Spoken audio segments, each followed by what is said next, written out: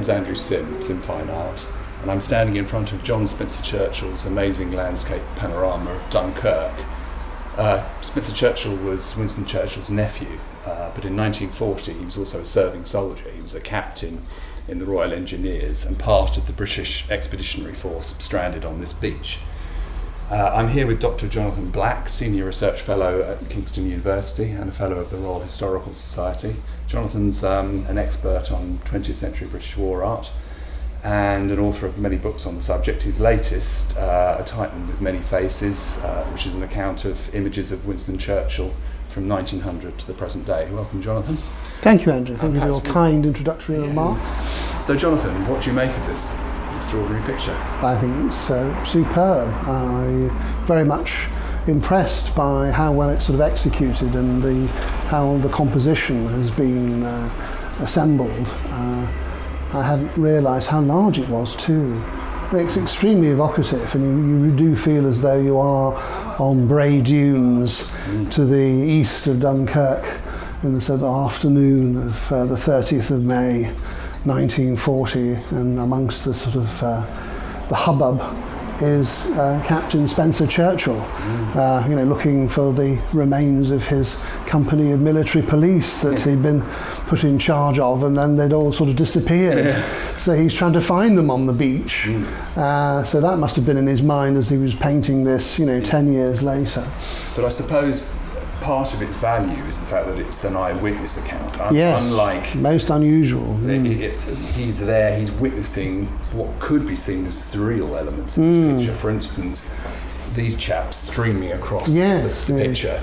Beautifully what are they? Painted, they look as though they're wearing shrouds, but this was the sort of cloaks that French North African colonial cavalry, who were called Spahis, who were from what is now Algeria, and they were actually some of the units that fought very well against the Germans. This is probably why they're still around in Dunkirk. They haven't surrendered. Yes. And I mean, this is what makes it such an interesting composition, and also gives us a whiff of verisimilitude, is that, because Spencer Churchill was there, he must have seen this from the corner of his eye and thought, this is quite surreal. Yes. At a time when the word surreal was only just recently come into the English language, and he's thinking, this is, so many weird things are going on, but they are true. And I'm actually watching these cavalrymen looking for the enemy or looking for somebody to give them orders. And General Alexander apparently was based in this beach hut. In the beach hut, next to the Esplanade. Yes, it's a lovely touch. I presume he wouldn't have based himself here because it would have been a target, whereas that wouldn't have been a target. And apparently his speech was interrupted by a Stuka attack. So this is really the moment. Passing £500 bomb. Yes. So Spencer Churchill has extracted himself from the scene, gone up the dunes.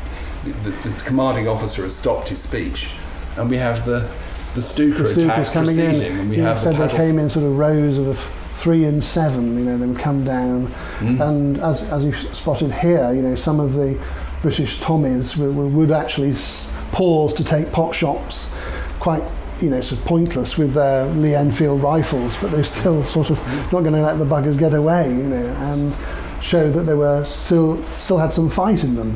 So what happened next? What happened to Spencer Churchill? Well, he managed to find some of his men of his military police of his provost company, but then he was given an order by his superior officer via General Alexander, who was just about to take over command of the entire BEF, what was left in the pocket. He had been formerly First Corps commander, and General Alexander, sort of knowing of Spencer Churchill's connection with his uncle, who was the Prime Minister, sort of urged him to sort of go to get back to England, go and see your uncle, and tell him that we need more of these little boats urgently, so that we can get people off the beaches. Where, of course, most people, and it's often overlooked, most people were actually evacuated from Dunkirk Harbour, from the Mole, which you can sort of see in the distance, because that was where the Luftwaffe concentrated their bombing, understandably, because that's where most of the targets were, which were the destroyers coming in to take 1,000, 1,200, 1,300 British troops at a time off the eastern Mole. So at this point, it's the beginning. At this point, it was a doom scenario was. I think everybody knew that hanging it was the sort of the campaign in northern France was coming to an end. The French, I think, were just sort of waiting to surrender, or were thinking that an armistice was not going to be far away, and the British were just wanting to get out and try and save as many men as possible. And Churchill famously thought if they got away with 40,000, they would have done very well. But actually, it was nearly 340,000 who eventually got away, including over 100,000 French troops. So within 24 hours of this scene, Spencer Churchill is standing by his uncle's bedside. Yes, he did actually manage to get onto a sort of rowboat and get out to a sort of a motor cruiser, which then took them to a ferry, to a frigate, and they were able to get back to England. And by about sort of 9 o'clock the following morning, he's next to his bedside of his recording in a little cartoon. Yes, in slightly startled. Churchill is still dishevelled. in his dressing gown. He's still in his dressing gown, but with a huge cigar and waiting for his first nip of champagne, Paul Roger of the day. And make sure, actually, fair to him, that his nephew gets a drink as well to sort of stiffen the nerves. And sort of Churchill says, tell me what it was like. Why are you here?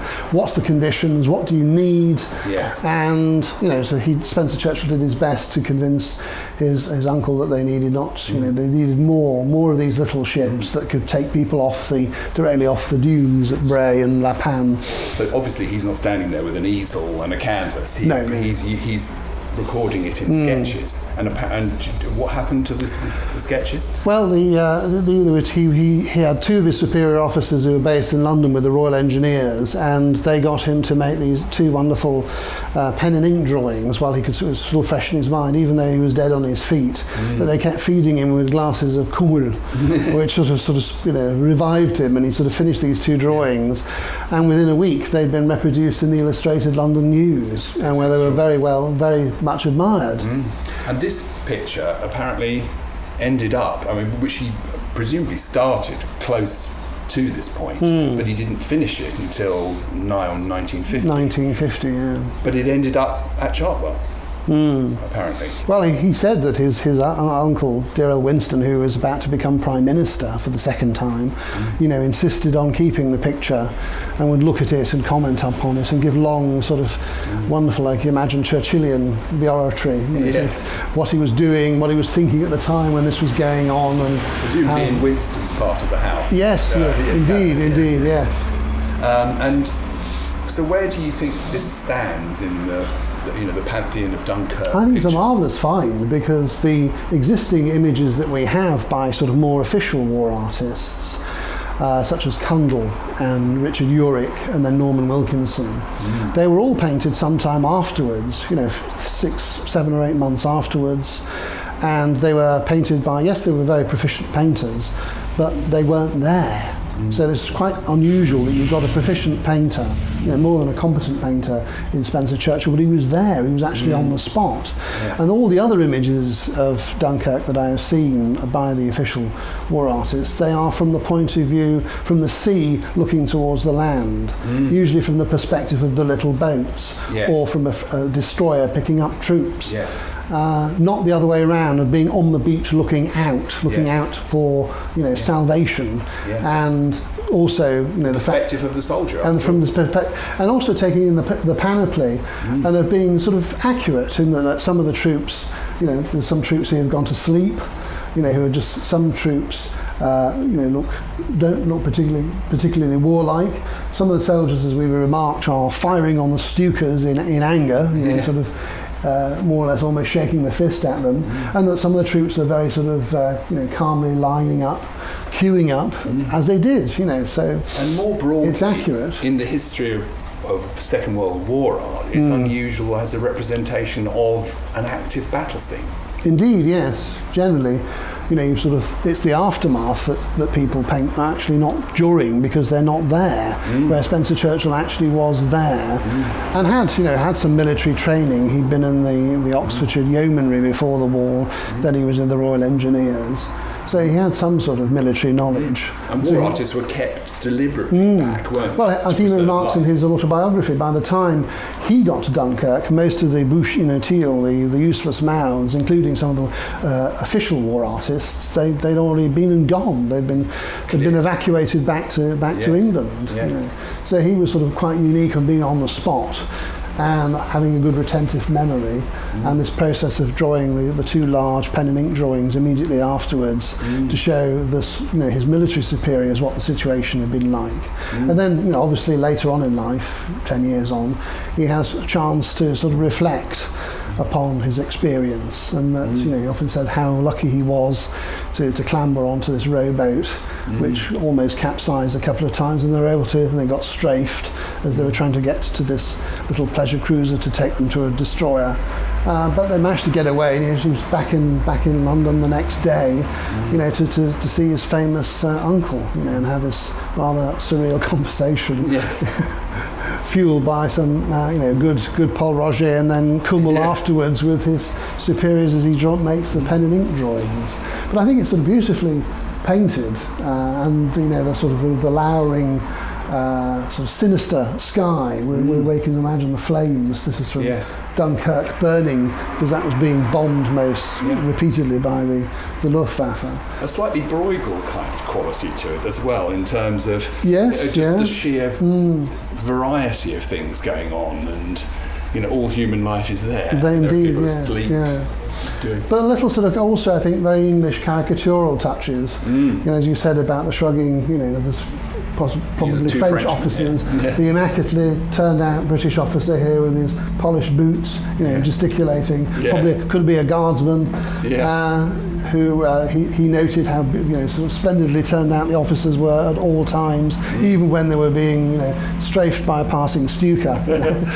And so that sort of feeds into the, he loved 18th century British art, so the sort of hints of Gilray and Rowlandson and that sort of type of painting, sort of all human life, as you say, but not quite as much sort of savage bite as with, let's say, sort of Bruegel or Bosch or El Greco. Well, John, thank you very much indeed. Thank you very much for to stand here in front of it, talking to somebody who knows It's a wonderful their work, stuff. and well done for sort of digging out of obscurity. For anyone who'd like to see the painting in the flesh, it will form the centrepiece of our stand at the British Art Fair at the Saatchi Gallery between the 20th and 23rd of September.